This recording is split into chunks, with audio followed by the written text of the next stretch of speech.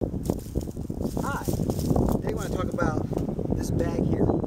Guess what's in this bag? You might can. See this little logo right here, you probably can tell a little bit what it is.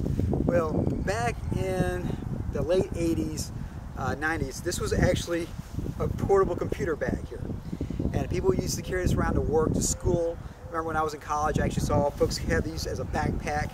And what this is basically your computer. So, and in here you have a subcompact Macintosh computer. This here is a SC30. And you also have, I thought one of the cool little things on here, this little area right here, that's where your mouse goes. Yeah.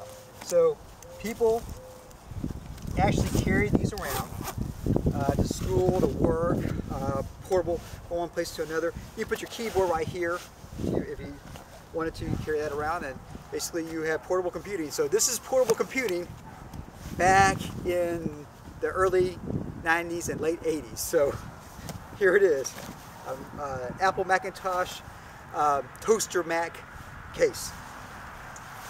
But you never thought you'd see one. Now you have. Rock and roll, everybody. Yeah, it's about 20 pounds. That's why you had to have this also on here as well. All right, rock and roll, guys. Computer bag.